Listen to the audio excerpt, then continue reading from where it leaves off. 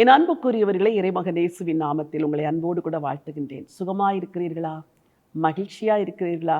கர்த்தர் உயிரோடு இருக்கிறார், பின்ன ஏன் கவலையோடு இருக்கிறீர்கள்? கர்த்தர் எல்லாவற்றையும் பார்த்து கொள்வார். இந்த நாளையும் அவரே நடத்துவார். இந்த நாளில் நீங்கள் சந்திக்க இருக்கிற பிரச்சனைகள், போராட்டங்கள், நீங்கள் கடந்து செல்கிற சூழ்நிலைகள் எல்லாவற்றிலும் ஆண்டவர் உங்களுக்கு உயர்வை தருவார், கூட இருந்து நடத்துவார்.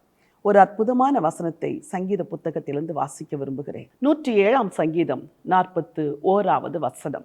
எளியவனையோ சிறுமையினின்று எடுத்து உயர்ந்த அடைக்கலத்திலே வைத்து அவன் வம்சங்களை மந்தையை போலாக்குகிறார். ஆண்டவர் ஒரு மனிதனை தெரிந்தெடுத்தால் அவனை மாத்திரம் ஆசீர்வதிப்பதில்லை, அவன் வம்சத்தையே ஆசீர்வதிக்கிறார்.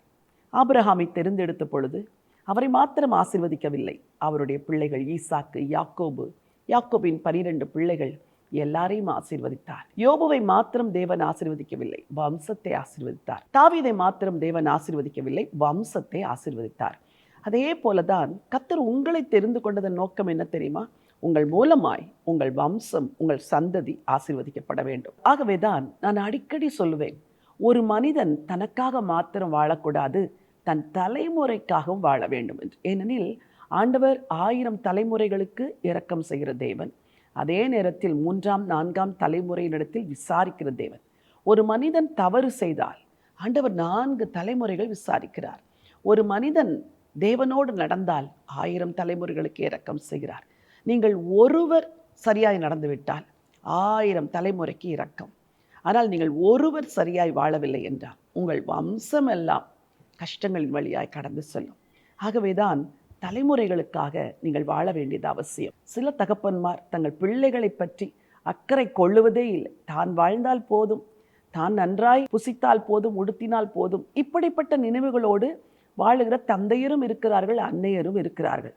பிள்ளைகளை பாருங்கள், அவர்கள் யாரை பற்றியும் கவலைப்படுவதில்லை. தான் சம்பாதிக்க வேண்டும், தான் உடுத்த வேண்டும், தான் புசிக்க வேண்டும், தன்னுடைய காரியங்களை பார்த்து கொள்ள வேண்டும். குடும்பத்தை குறித்தோ, பெற்றோரை குறித்தோ, உடன் பிறந்தோரை குறித்தோ அக்கறை கொள்ளாத பிள்ளைகள். இப்படிப்பட்ட பிள்ளைகளால் நல்ல சந்ததிகள் உருவாவது எப்படி? ஆண்டவருடைய வார்த்தை சொல்லுகிறது, எளியவனையோ சிறுமையிலிருந்து எடுத்து அவனை உயர்ந்த அடைக்கலத்தில் வைத்து அவன் வம்சத்தை மந்தையை போலாக்குகிறார். நீங்கள் எளியவர்களா? சிறுமையில் இருக்கிறேன் என்று சொல்லுகிறீர்களா? என் சிறுமை மாறுமா என்று சொல்லுகிறீர்களா? கர்த்தரை மாத்திரம் நம்பி பாருங்கள். ஒருவேளை நீங்கள் ஆண்டவரை அறியாத ஒரு குடும்பத்திலிருந்து வந்திருக்கலாம். நான் ஒருவன் தானே, நான் ஒருத்தி தானே இயேசுவை நம்புகிறேன் என்று சொல்லலாம்.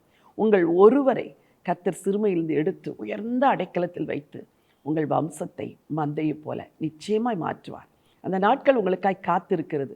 பொறுத்திருந்து பாருங்கள், தேவனுடைய உயர்வு நிச்சயமாய் வரும். உங்களுக்காய் ஜெபிக்க விரும்புகிறேன். உன்னதமான தேவனை, பரலோக ராஜாவே, எளியவனை சிறுமையிலிருந்து எடுத்து உயர்ந்த அடைக்கலத்தில் வைத்து அவன் வம்சத்தை மந்தையை போலாக்குகிற உம்முடைய அன்புக்காக நன்றி. உம்முடைய பிள்ளைகளுக்காய் ஸ்தோத்திரம். அவர்களை ஆசீர்வதியும். அவருடைய வாழ்க்கையில் நன்மைகளை வர்ஷிக்க பண்ண வேண்டும் என்று சொல்லி ஜெபிக்கிறேன். இம்மட்டுமாய் உதவின கர்த்தர் இனிமேலும் அவர்களுக்கு உதவி உம்முடைய நாமத்தை அவர்களுடைய வாழ்க்கையில் மகிமைப்படுத்துங்கப்பா. உமக்கு கோடான கோடி ஸ்தோத்திரம். ராஜா இயேசுவின் நாமத்தில் பிதாவே, ஆமென். பிரியமானவர்களே, உங்களை சிறுமையிலிருந்து எடுப்பார், உங்களை உயர்த்துவார், உங்கள் வம்சத்தை மேலாக வைப்பார். கர்த்தரை நம்புங்கள், தலைமுறைகளுக்காய் வாழுங்கள். இந்த நாள் ஒரு வெற்றியின் நாள். God bless you.